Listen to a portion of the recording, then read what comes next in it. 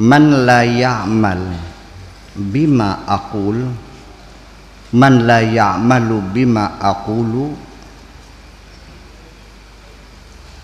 siapapun yang tidak mengamalkan apapun yang telah kukatakan.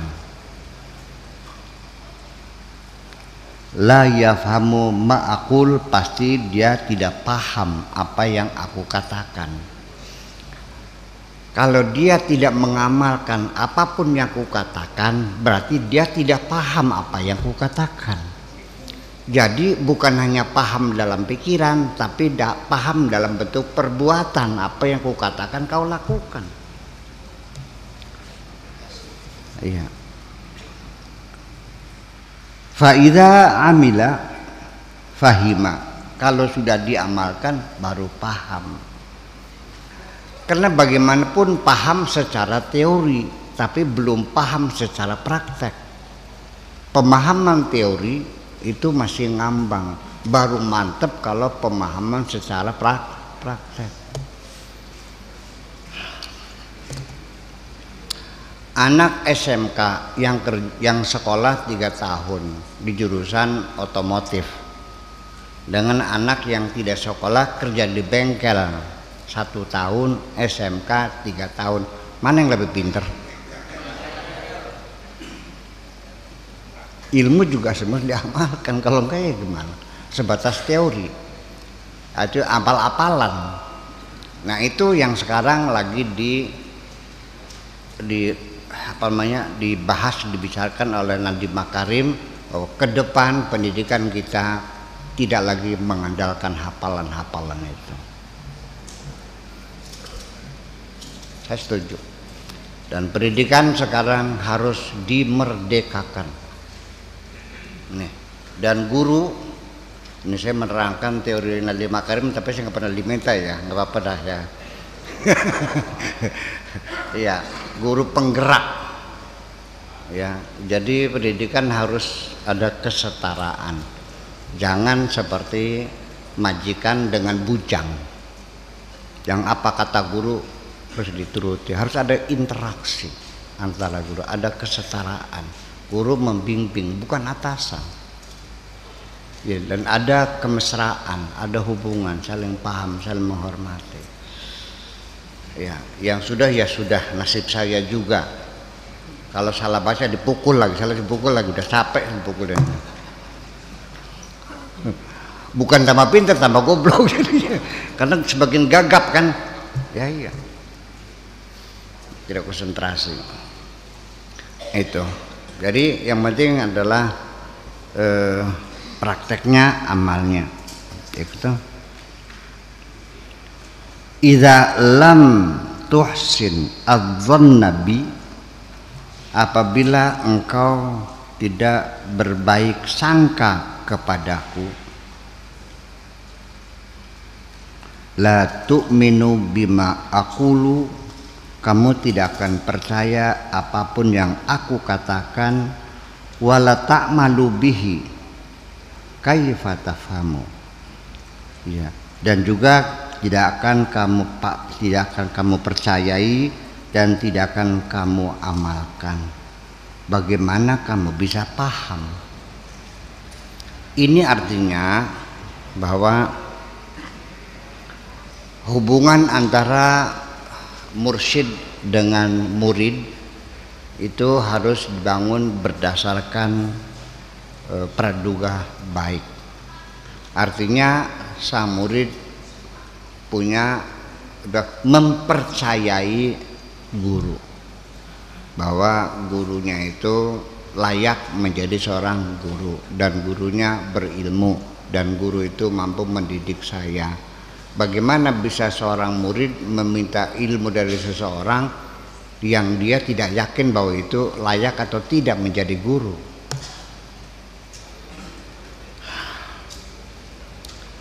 Iya. Orang yang belajar sendiri juga bermacam-macam. Saya juga menyadari orang yang datang belajar kepada saya, ada yang benar-benar percaya bahwa Buya itu mumpuni, ilmunya memadai. dan menguasai. Ada yang datang ngaji kepada saya hanya sekedar ingin tahu, ada. Dan ada lagi datang ke sini hanya ingin mencoba, ada. Pengen jajal kan dia. Ya, pengen ngayoni, Cang.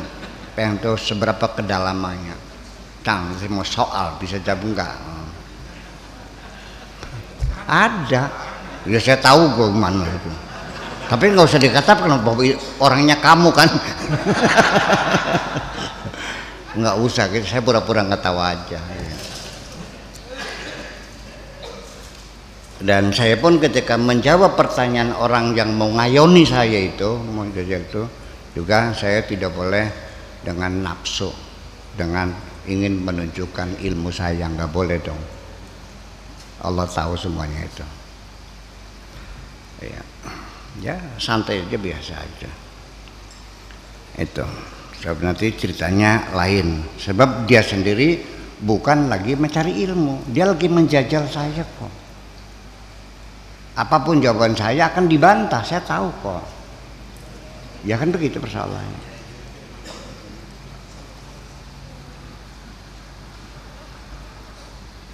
Ya. Anta ja'un, kamu lapar. Artinya seorang murid itu ibaratnya orang yang lagi lapar pengen makan, lapar otaknya pengen mendapat santapan rohaninya, ya kan gitu.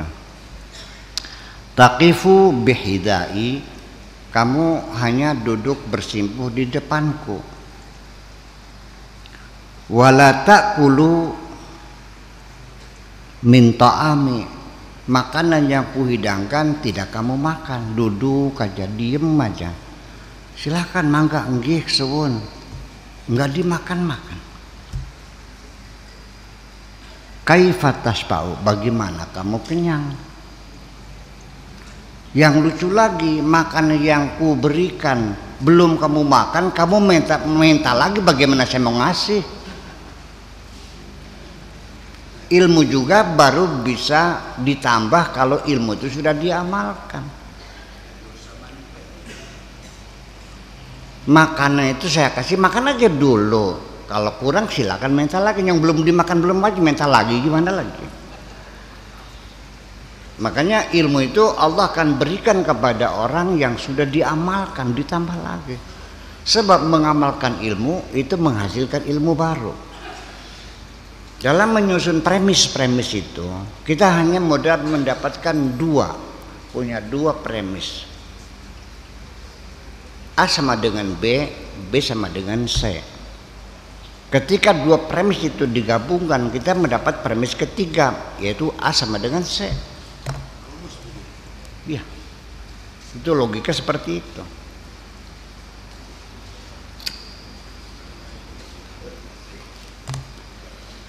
Kalau Anda baca kanon Aristoteles, bagaimana dia menghasilkan premis berikutnya dengan menyusun premis-premis yang ada.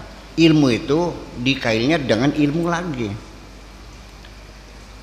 Mancing ikan itu dengan ikan lagi. Mancing duit ya dengan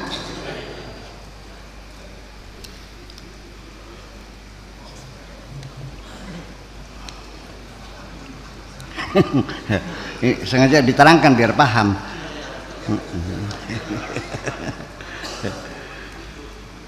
An Abi Hurairah radhiyallahu taala anhu qala sami'tu Rasulullah sallallahu alaihi wasallam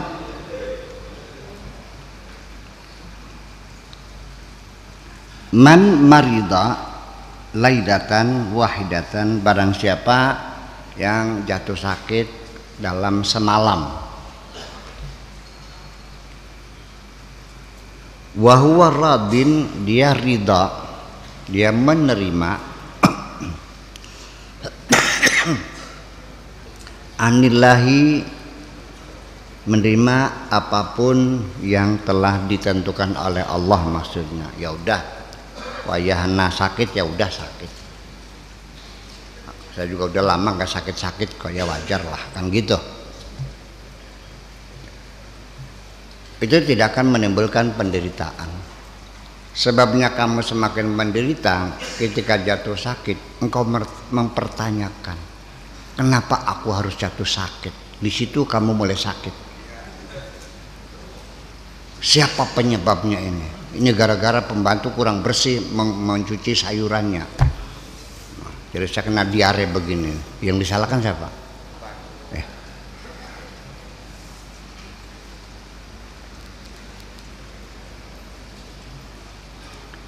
Dia ridho, ya udah. Sabirun ala manazala. Dia bersabar menerima apapun yang menimpa dirinya. Kalau kita begitu, maka kharaja min dunubihi kayaumi waladathu ummuhu. Dia akan keluar, dikeluarkan, dosanya akan dihabisi oleh Allah seperti bayi yang baru dilahirkan oleh ibunya. Dengan kesabaran, dengan keridhaan menerima segala ketentuan Allah, imbalannya Allah ampuni segala dosanya, dihabisin semuanya seperti bayi baru lahir. Artinya akan mendapatkan kebahagiaan. Bayi itu hanya dua kok instingnya itu, nyaman dan tidak nyaman. Kalau lapar tidak nyaman, indikatornya dia nangis. Kalau kenyang dia nyaman, indikatornya dia tidur. Dari bayi mah nggak ada susahnya, enak aja. Pernah nggak kamu merasakan kebahagiaan ketika kamu masih bayi? Oh lupa.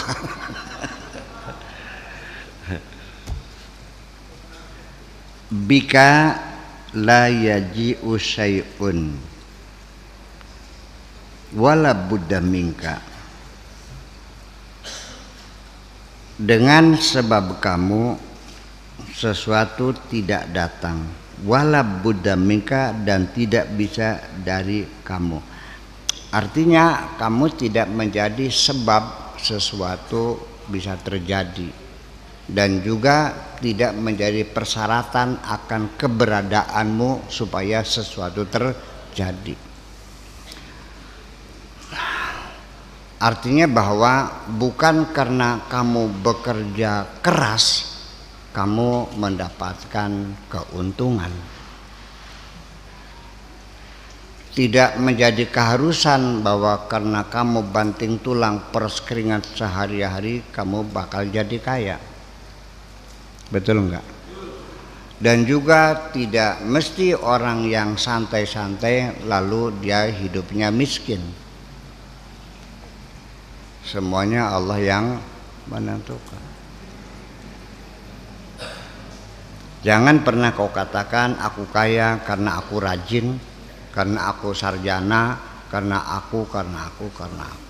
Bukan sebab dirimu. Engkau bukan menjadi sabab.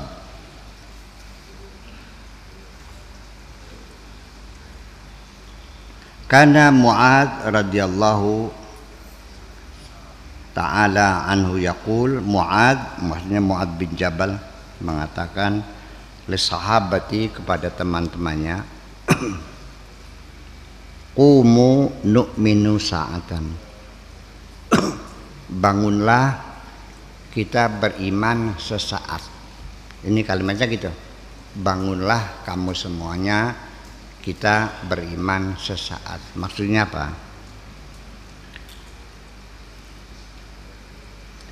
Ai qumu, bangunlah, zuku, rasailah,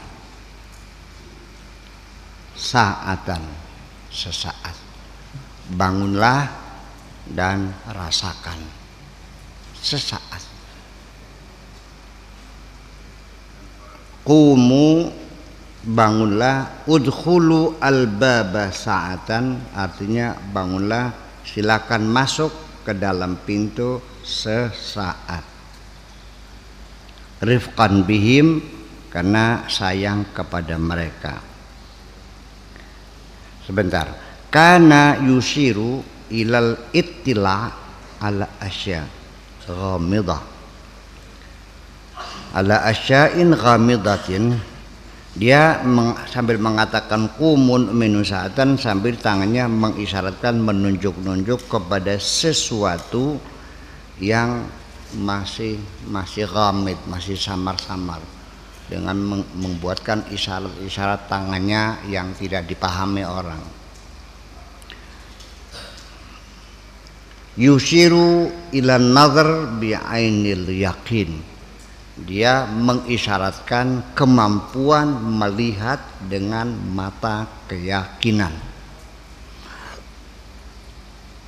mengisyaratkan kepada kemampuan untuk melihat dengan mata keyakinan, bukan dengan mata kepala, tapi mata keyakinan, bukan dengan mata hati, tapi dengan mata keyakinan hati.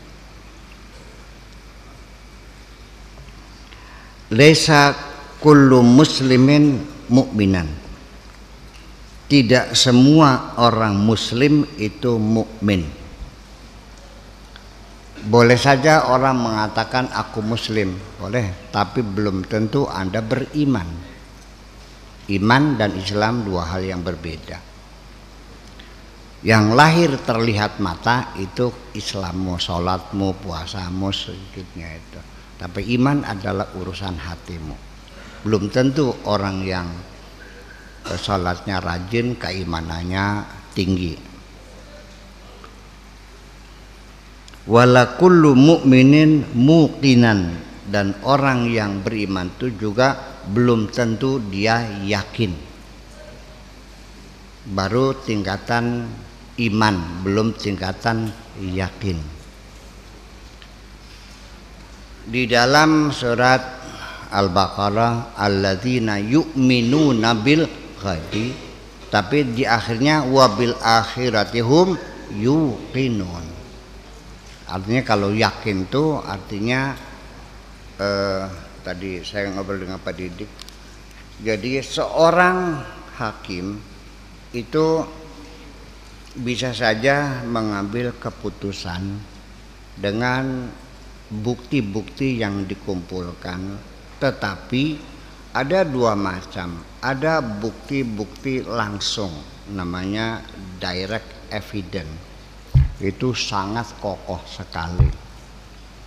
Artinya kalau CCTV itu terlihat Jessica menaruh sesuatu di gelasnya Mirna, masih ingat nggak? Itu sudah direct evidence, itu sudah tingkat yakin namanya.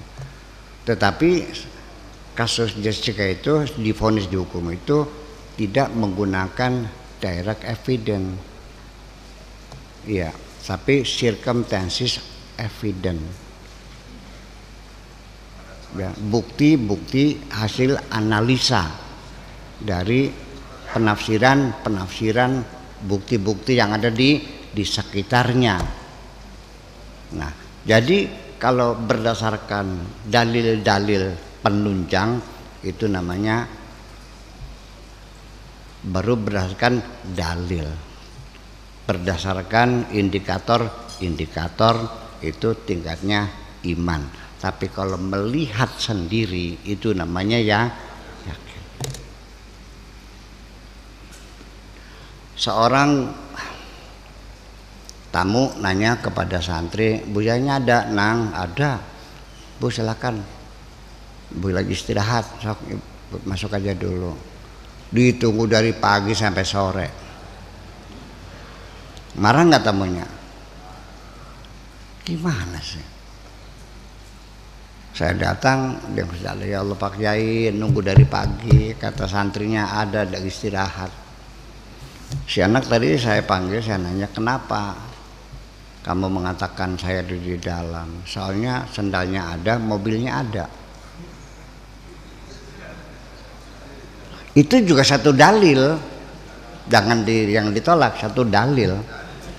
Karena dia mengamati saya sehari-hari, saya pergi nyetir mobil sendiri. Apa mobilnya waktu itu? Carry ya, untuk carry. Mobilnya ada, sendalnya ada. Itu bisa dipertanggungjawabkan berdasarkan dalil, ya kan? Ternyata saya hari itu ngajinya di Pemda, menghormati tempat yang terhormat Pemda itu, maka saya pakai sepatu dan juga dijemput. Jadi tidak pakai mobil, tidak pakai sendal. Oke. Tetapi ketika orang itu bertanya kepada istri saya, Bu, bunya ada. Buktinya mana? Nyong tersekalon karo kita aja sirman. Baru berpelukan sama saya masih nggak percaya, ya kan? Nah kalau sudah melihat langsung namanya ya yakin. Nah kalau melihatnya dengan mata itu namanya ainul yakin. Paham nggak? Kalau sampai luar dalam sesungguhnya, sampai luar biasa kan gitu, sampai bayang-bayangnya semuanya, sampai aromanya atau semuanya, itu namanya hakul yakin kan. Nah kalau Islam mah ya sekedar seremoni, Anda melakukan seremoni udah Islam, sadat, sholat, zakat, puasa, selesai kan gitu. Iman belum? Ya belum tentu. Yakin nggak? Apalagi kan gitu. Itu adalah seorang namanya Mu'adz bin Jabal yang mengatakan qumu nu'minu sa'atan. Walihadza lamma qala sahabatu radhiyallahu anhum lin nabi, oleh karena itulah maka ketika para sahabat mengadu kepada Nabi sallallahu taala alaihi wasallam, anna Mu'adzan yaqulu lana qumu nu'minu sa'atan.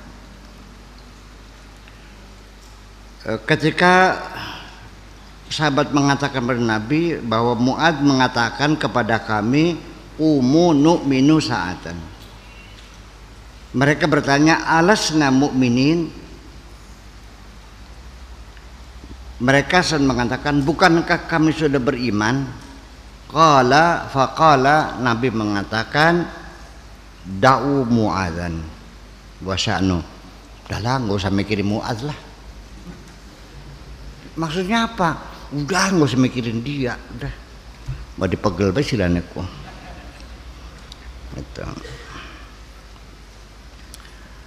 artinya bahwa ya memang Mu'adz sedang dalam keadaan jadab lah seperti gitu, jika bahasanya menjadi isyarat.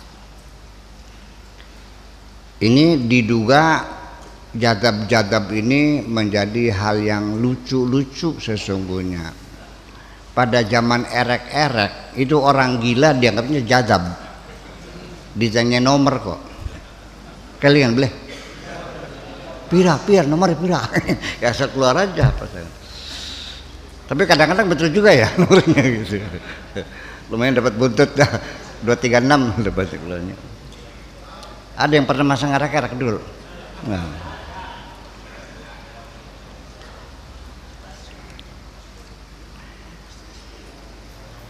Ya abdan nafsihi, wahai hamba nafsu.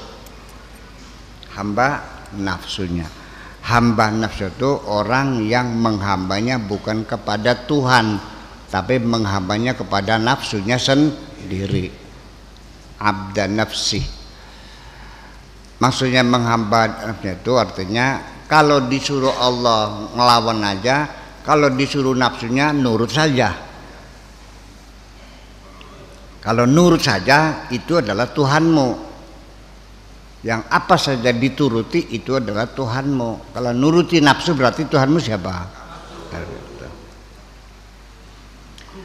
Iya. Wahawahu, dan hamba hawanya, wa tab'ihi dan hamba wataknya, wa syaitanihi dan hamba setannya, dia nuruti setannya aja, wa dunyahu dan hamba dunianya.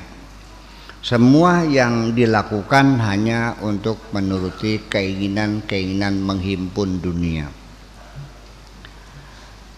Jam 3 malam berangkat ke sawah, hujan pun berangkat. Tetapi ketika suara orang azan, malasnya bukan main. Berarti dia lebih menuruti perintah hawa nafsunya untuk mencari dunia. Itu aja kok. Dan itu terjadi sehari-hari. Itu.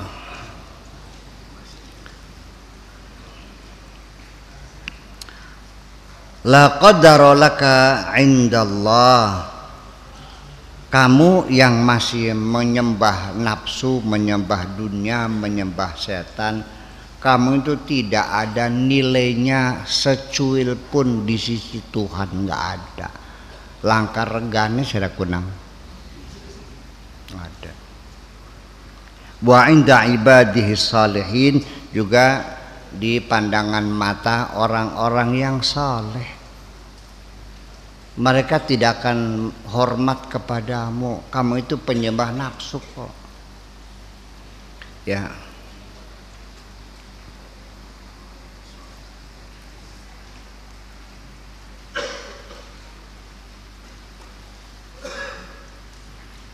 Man ya'budul akhirata la altafitu ilaih, termasuk juga orang yang menyembah akhirat, juga tidak pernah ditoleh kok, nggak dilirik, semboyong saja. Ternyata dia bertujuan pengen masuk sorga, berarti dia penyembah sorga.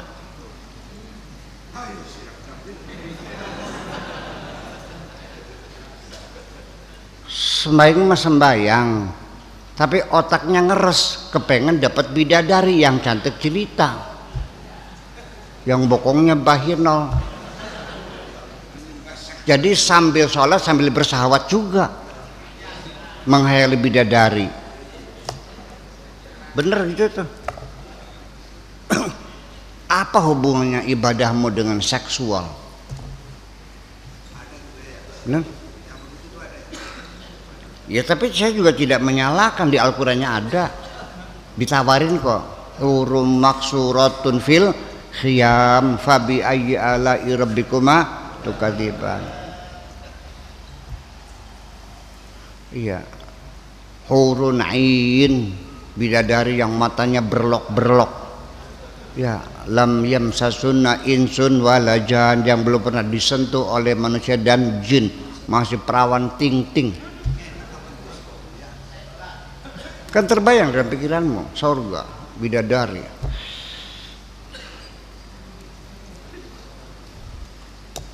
Terus mana? Engkau merindukan bidadari, tidak merindukan Tuhan kok.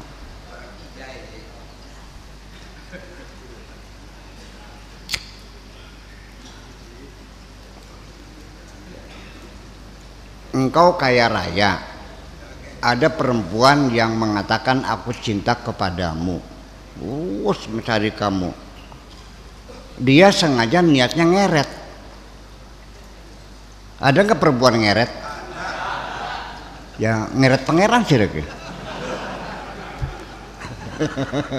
Iya. Iya, cinta palsu namanya itu.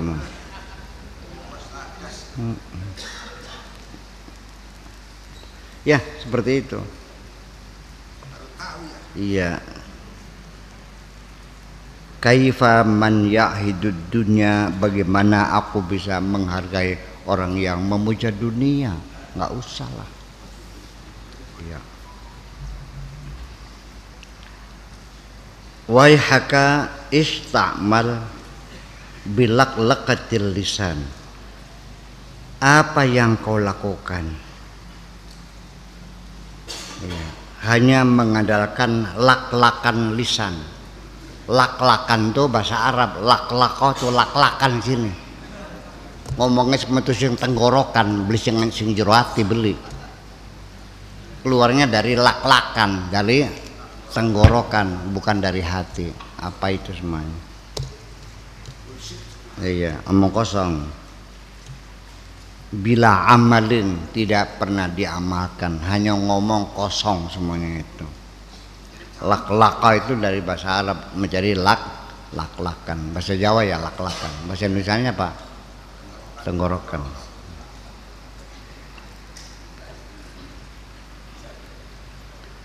Anta takdzibu, kamu berbohong. Wa indaka annaka tasduqu, dan engkau juga mengklaim bahwa kamu itu jujur. Tusriku, tapi juga kamu musyrik. Wa indaka annaka tuwahidu, dan kamu mengakunya kamu mengesahkan Tuhan. Ya, wa ta'taqidu sihhata ma'aka, dan kamu meyakini kamu betul benar apa yang ada pada dirimu. Bil ghusyi, dengan melakukan penipuan. Wa ta'taqidu annahu jauharun, semua itu kau anggap sepertinya merupakan masalah yang sangat inti. Syughli maka, kesibukanku bersamamu, an amna'aka minal kidbi, untuk mencegah kamu dari berbuat bohong. Wa amuruka, dan menyuruh kamu bisidki, supaya berbuat jujur. Wa yubdi thalatha muhikkatin, dan tetapi ditunjukkan ada 3 hambatan a'rifu yang aku ketahui, yaitu Alkitabu wa sunnah wa qalbi. Alkitab, as-sunnah, dan hatiku. 3 itu yang menjadi tolok ukur. Aturan yang ada dalam Al-Quran, aturan dalam sunnah, dan juga cita rasamu sendiri yang bisa mendeteksi benar atau tidak benar. Nggak usah baca kitab Al-Quran, nggak usah baca kitab kuning bahwa orang yang kamu jiwit itu sakit atau tidak. Coba saja kamu jiwit sendiri, sakit enggak? Ya udah. Kamu ditegur dengan kasar, salah, nggak benar itu, ini murtad, ini kafir, tersinggung nggak? Ya sudah, kamu jangan melakukan semacam itu. Itu aja kok, susah banget sih, nggak usah pakai dalil dah.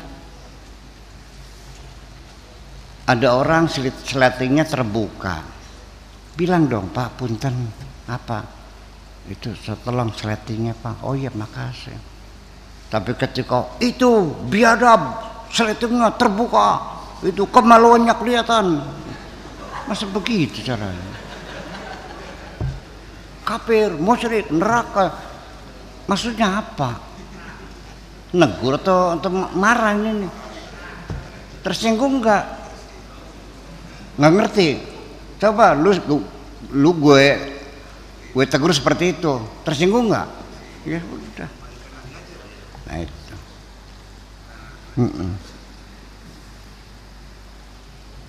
Ya, al-muhiqqul akhir yatabayyanu fihi al-asbah. Jadi satu tolak ukur terakhir akhirnya akan dapat dibuktikan dengan fisik, ini semuanya kelihatan. La yablughul qalbu ila hadzal manzilah hatta yatahaqqaqa lahu al-amal bil kitabi was sunnah.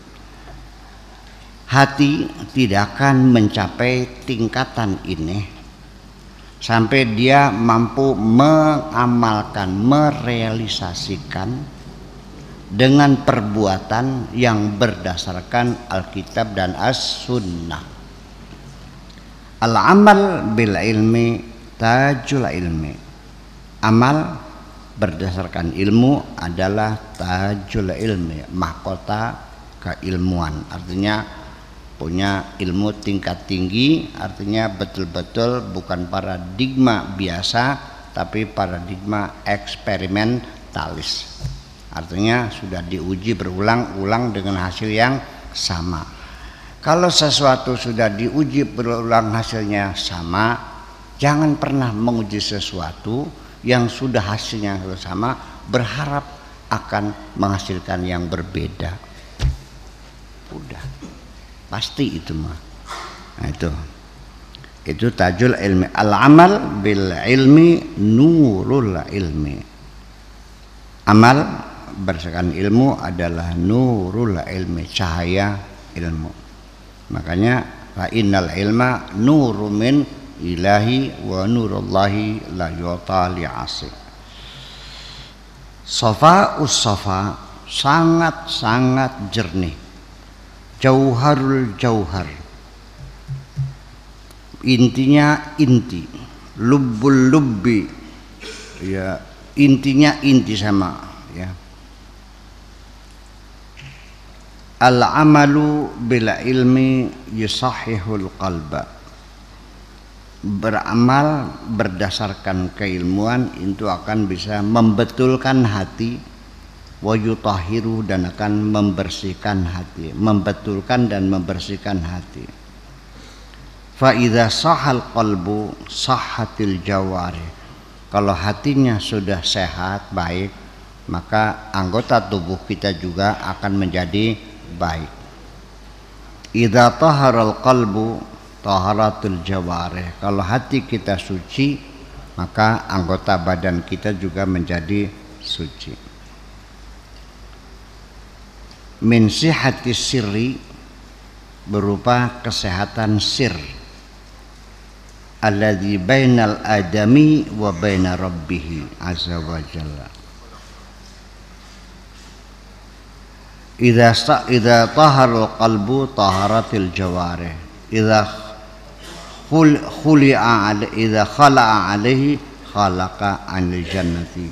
Kalau dia membuka hatinya, artinya melepaskan hatinya, maka juga akan dilepaskan dari surga. Idza saluhatil mudghatu, ketika mudghah segumpal darah yang disebut hati itu sahat sehat, sahatil bunyah, maka badan kita menjadi sehat. Wal qalbu sehatul qalbi min sehati sirri, kesehatan hati itu adalah kesehatan sir.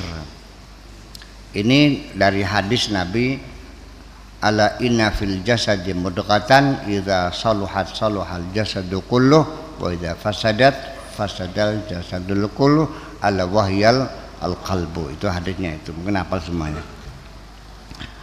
Kesehatan hati itu adalah berupa sehatus sir, kesehatan sir. Sir itu namanya palung hati. Alladzi bainal adami wa baina rabbih, yaitu yang menghubungkan antara adami dengan Tuhannya. Asiru ta'irun, sir itu adalah ibaratnya seperti burung. Wal qalbu qafasuhu, hati itu adalah sangkarnya. Wal qalbu ta'irun, hati itu adalah burung. Wal bunyatu, dan raga kita ini qafasuhu, adalah sangkarnya. Sir berada di dalam sangkarnya, namanya hati. Hati itu juga burung, ada di dalam sangkarnya, itu badan kita ini. Wal bunyatu ta'irun, dan badan kita juga seperti burung. Wal qabru qafasuha, kuburan itulah sangkarnya jasad kita ini. Wahwa qafasul qalbi, itulah sangkar hati, alladzi la budda lahum, yang tidak bisa dihindari, minad dukhuli ilahi, pasti kapan-kapan kamu akan masuk kuburan juga, akan kembali ke sangkarnya, masuk di sangkar, mancing kandang maning, dipendem di jero. Kapan? Terserah. Hari ini boleh, besok silahkan. Setahun lagi nggak apa-apa. Dan jangan pengen tahu. Yang penting siap-siap saja. Ya, sebab kalau kamu tahu juga sangat sengsara kamu. Orang kalau tahu mati seneng nggak? Iya, begitu dokter memutuskan Pak, udah pulang sajalah. Eman-eman duit, dirawat juga nggak bakal sembuh. Karena ini sudah stadium 4, dioperasi juga apanya, sudah sekujur tubuh. Jadi gimana, pulang aja, paling tahan juga ada bulan lagi. Begitu pulang mukanya pucat pasi, putih mukanya, pucat, nggak ada darahnya. Nah kalau dia sudah divonis mati, melihat uang setumpuk seneng nggak? Lihat berlian sekandek seneng nggak? Melihat istri cantik bernafsu nggak? Meriang, malah meriang, ngerti meriang? Meremang. Ada cah, gak ada yang dikawin wong mana gini. Iya, takut nanti aku mati akan ada yang ngawin lagi. Udah nggak usah kau pikirin istrimu mau kawin lagi atau tidak. Tetapi ketika seorang suami meninggal, istrinya sendirian masih muda, akan ada orang yang menasihati, yang menusa obatnya, yang